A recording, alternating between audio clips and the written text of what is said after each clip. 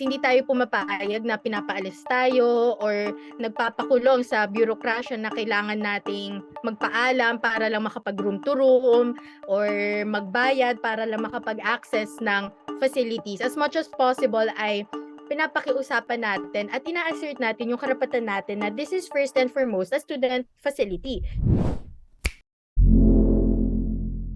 Mapagpalayang araw.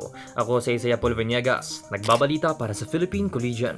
We need space. Ang paulit-ulit na panawagan ng mga estudyante ng UP system, bunsod ng kakapusan sa student spaces na pinalala lamang ng sunod-sunod na budget cut sa pamantasan. Para sa taong fiscal 2024, halos 25 bilyon ang budget na inilaan para sa UP. Bagaman halos 500 milyon ang itinaas mula sa nakaraang taon, malayo pa rin ito sa tinatayang 41 bilyong hinihingi ng UP system. Nakalaan ng malaking bahagi ng pondo sa mga proyektong pang-infrastruktura. Sakop ng alokasyong ito ang pondo para sa pag-aayos sa University Health Service Building, pagtayo ng National Institute of Health sa UP Manila, at ang pagtatag ng iba-ibang mga pasilidad para sa Philippine General Hospital na siyang nakakuha ng pinakamalaking bahagi ng budget sa 1 bilyong piso. Ngunit, malaki ang ibinaba ng pondo para sa maintaining and other operating expenses ng UP system. Pondong nakasentro sa pagkumpuni sa mga sirang pasilidad, pagbibigay ng kinakailangang utilities, materials at iba pa. Ang pondong nakalagak rito ang tutugon sana sa matagal nang idinadaig ng mga estudyante na kakulangan sa serbisyong pangkalusugan, kagamitan, kuryente, units at iba pa. Mula sa dating 8.11 na bilyong pondong nitong nakaraang taon, 6.82 na bilyon na lamang ang inilaan para sa MOOE para sa 2024. Meron pa rin kakulangan kasi kita naman natin na sa laki-laki ng AS, kulang pa rin ng tables and chairs para sa mga estudyante na kailangan mag-online class, kulang pa din sa access sa DILNet, kulang pa rin sa mga outlets, no? Nananatili ang suliranin ng kakulangan ng espasyong pang-estudyante sa buong universidad. Nasa 200 ang bilang ng mga organisasyon sa Diliman, ngunit kakatiting lang ang espasyong nakalaan para sa kanila. Kulang na yung budget ng university, billion-billion ang binawas.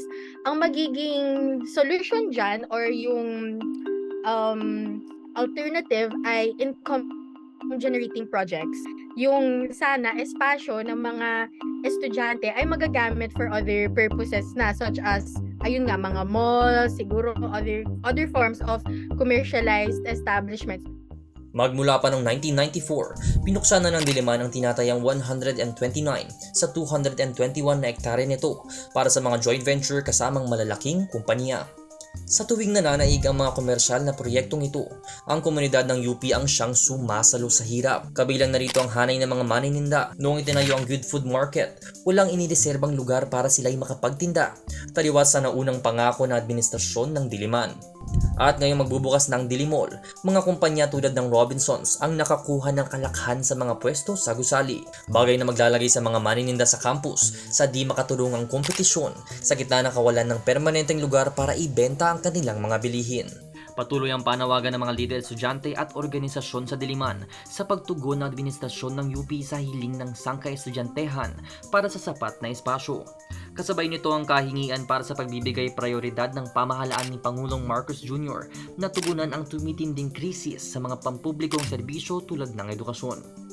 Dapat ina-assert din natin yung karapatan natin sa loob ng ating mga universidad para sa student services. And syempre, panghuli ay pangalampag at pagkokondem din sa national government, sa gobyerno ay rehimeng Marcos Duterte dahil kailanman ay hindi naman nila prioritize talaga yung basic social services natin at ating mga karapatan. Itaas natin ang panawagan din ng mga kasama natin sa mga komunidad dahil pati sila naapektuhan din ng budget cut sa mga SUCs, no? At kaisa rin naman natin sila, kaya sama-sama tayo, sama-sama na ang ating lakas sa pagpapanawagan na no to budget cut.